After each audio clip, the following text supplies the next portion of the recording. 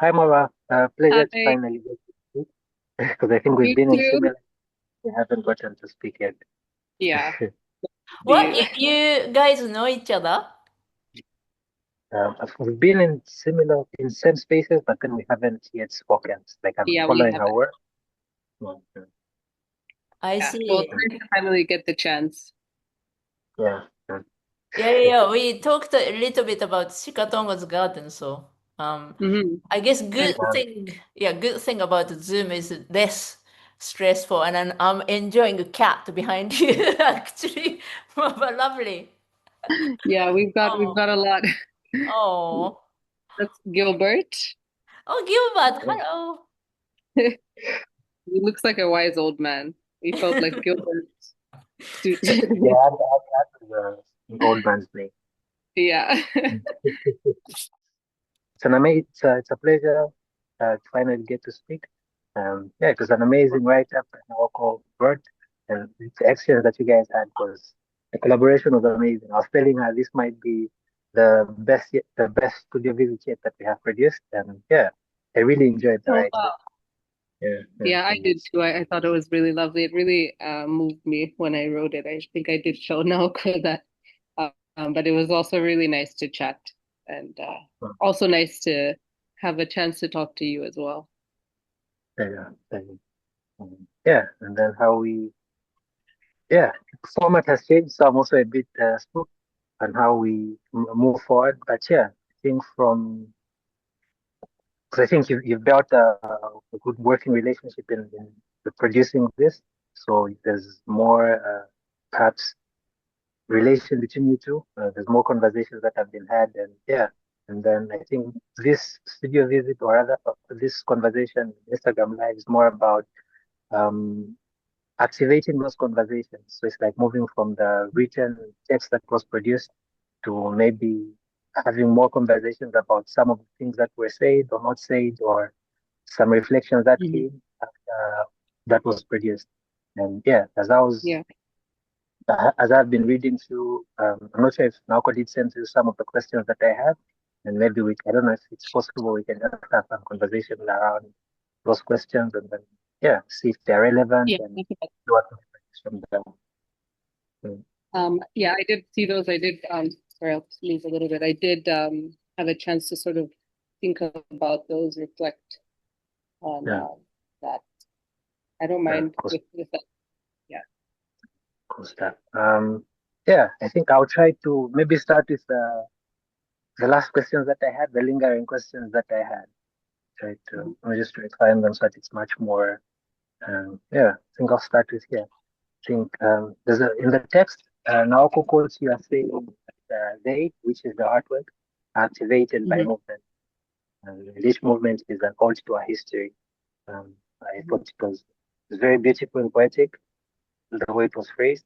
So I don't know, maybe you could speak briefly just about the ode to her history in a sense, as lingering. That was one of the lingering questions that I had. Just speaking more to it to see how what could come up and what could. Yeah, hoping it's Yeah. not more like a question where.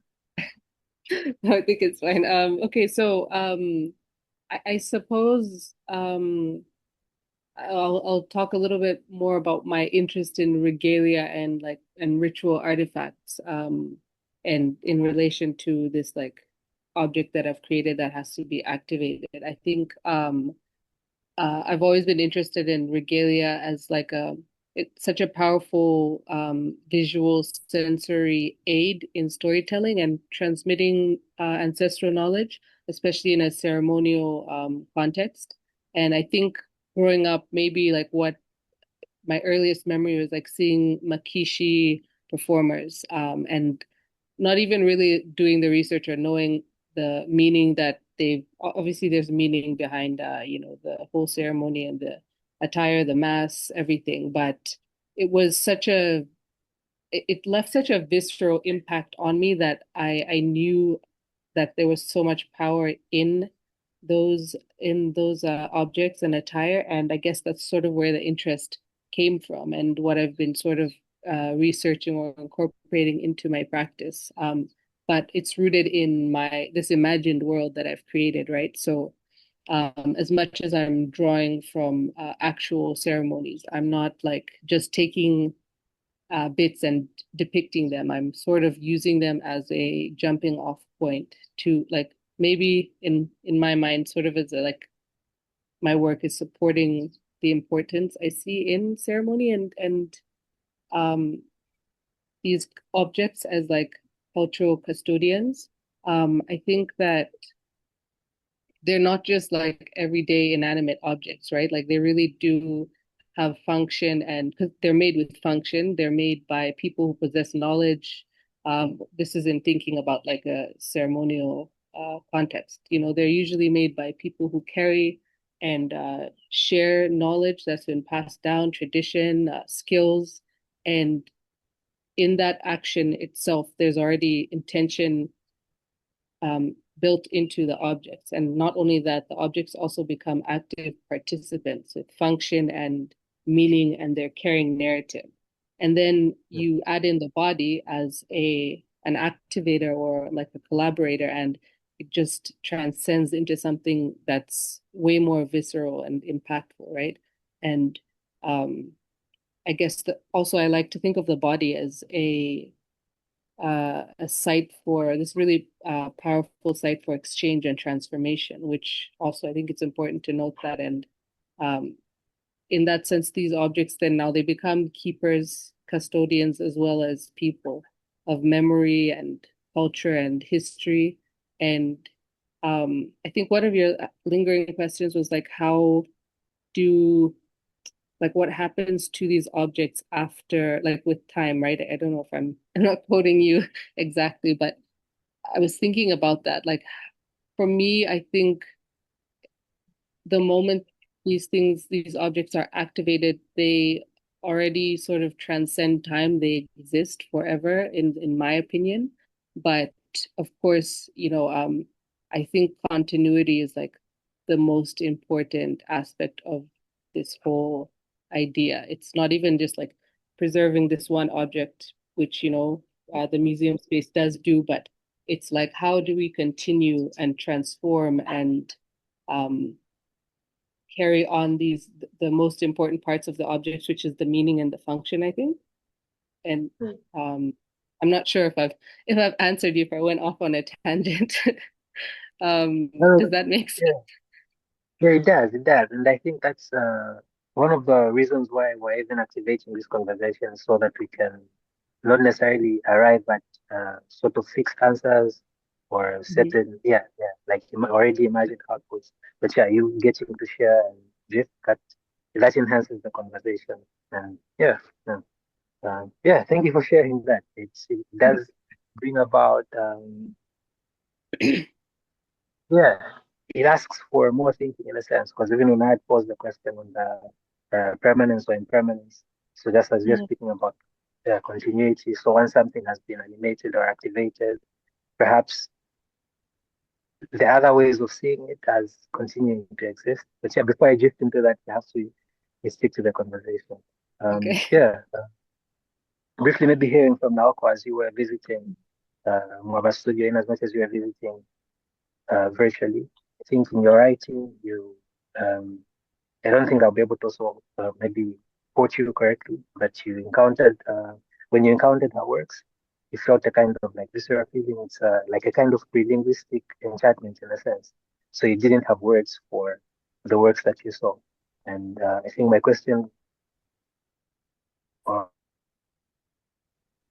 my provocational question to sort of initiate conversation is around like noticing that there are sort of like gaps in like language um, for describing certain or some of these artworks, like uh, how do you see that kind of critical gap that exists, and then how do you feel like we navigate giving, I don't know if we even need to give language or give names to some of the artworks or that you see, or just that feeling that you had.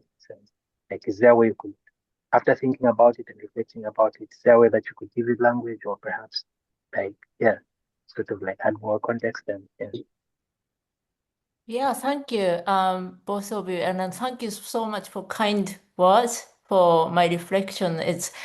I don't think that's the best. That's too kind, Luyando. I love your writing as well. But I really enjoyed visiting Mwaba and then had a conversation. It was the I guess my emotion came fast, really. Like when I was just scrolling the Instagram as usual, and then just came across this image and wow, and then just really no, hooked is a bit right word, but yeah, later if I was really searching for the right word, the only word that describes the moment was enchantment, Yeah. really. And then before knowing anything about the thing, I thought that wow, this is amazing. I don't know what this is, but so and then the weakness of my reflection or me visiting virtually Mwaba and having conversation is that I haven't really physically encountered, like an artist herself or the artwork itself. So I am looking forward to like actually meeting them in person, hopefully later this year. But and then my perception or my relationship might change, which I'm quite looking forward to. But the point you mentioned, yeah, I think you really beautifully put it. It's a new vocabulary, really new vocabulary based on the embodied knowledge and activation. It's that's that really. And then as Mob, I remember Mob saying that it's maybe a new way to communicate as well. I think to different elements like already we touched upon, but like material bodies or memories, ancestral knowledge, in indigenous knowledge as well. Mm. Um, yeah, yeah, uh, Yeah. mhm. Yeah. Well, maybe I don't know. Looks like okay, but maybe I try to not shift the conversation, not necessarily shift the conversation, but then hear from Mother herself, who was making the works. That I don't know if she's been receiving the same feedback of people having a feeling of enchantment, or maybe it was just specific to Naoko's experience. I also thought I didn't have words for when I looked at the work, and so I started reading the description of. I think when you start writing, describing them, yeah, I think they kind of yeah. But anyways, my not question, but insight would be um, I don't know more about how do you consider like some of these knowledges that you share pass through people get to learn about these knowledges through initiation. I'm thinking that. So how do you think about knowledge that you possess, which is usually learned through initiation, but then you learn it in other ways in a sense. So like, do you feel it's like sort of not necessarily diluted knowledge, or it's not like getting the core of the knowledge in a sense, but then just like getting like some of the knowledge of the surface. Like I don't know how do you interpret that? Um, yeah, Uh, yeah, yeah, I mean, I think more than anything, I guess it goes back to like you mentioned embodied knowledge. Like it's a knowing that I suppose it's not tangible. I think maybe that's the core of what I'm getting at, even though I do aim to like to incorporate maybe um how do I put this?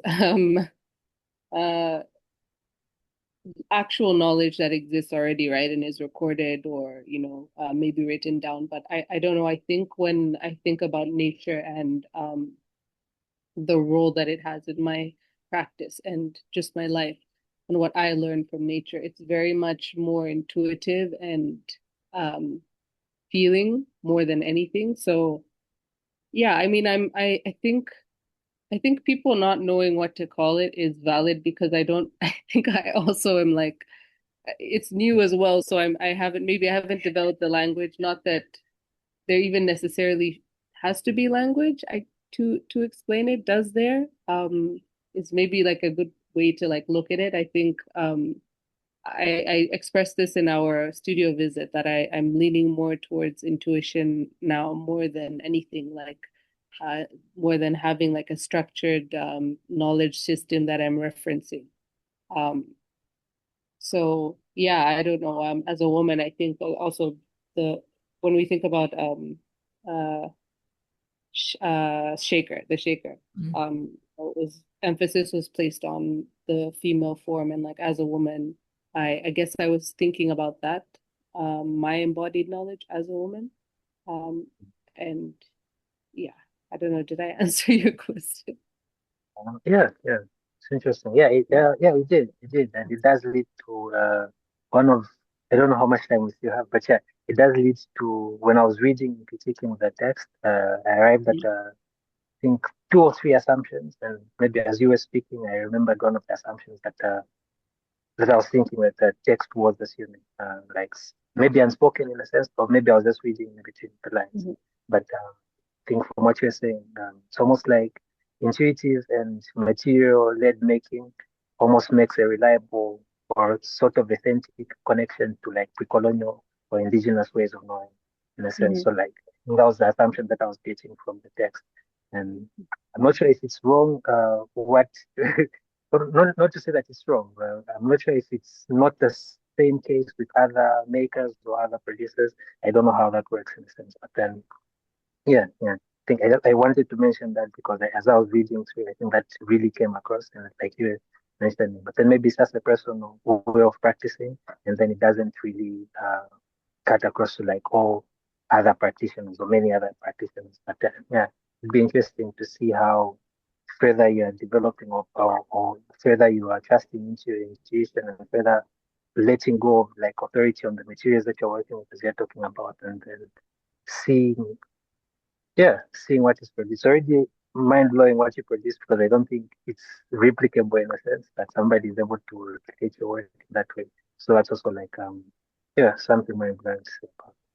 There's a lot to be said, but then also from the brief conversation we've been having, my mind is also spinning in different ways to see how I can rethink some of the things that I was thinking in one Yeah, direction. So maybe I'll make the space for maybe Naoko to lead and then see how we close from here.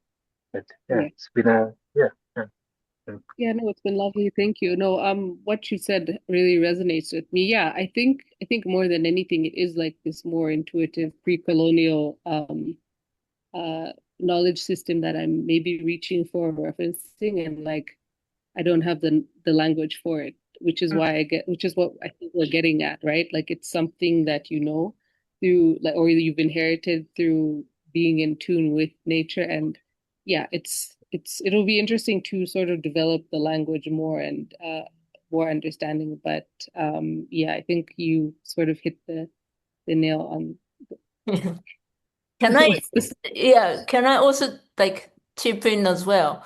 So I guess that's my like question to myself, I guess, is that as you touched as well, Luyando, is, we all, of course, we all at the moment kind of going towards like intuitive driven practice, and then how can I say, feeling first rather than outcome, that kind of approach, and then that's really ideal. But how can we actually connect? How can we communicate that with audience or like people?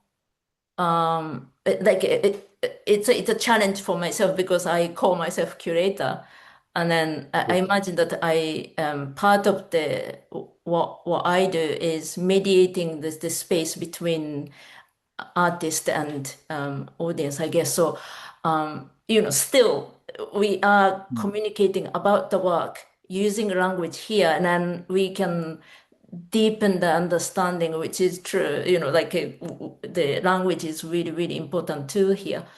But how can we move away from this? Because this very English language is very colonial, I know. So how can we move away from that, but still connected? and also still can understand or can communicate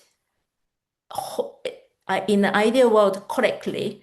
No, correctly is maybe not right word, but yeah, like without using language or also what you said, Luyando, like working with ephemeral materials, which we adore and we tend to use. But how can we pass on this knowledge to the coming generation, I guess? How, rather than if we don't want to capture this and then put in a glass case, temperature controlled glass case, what's the other way to like pass on this knowledge?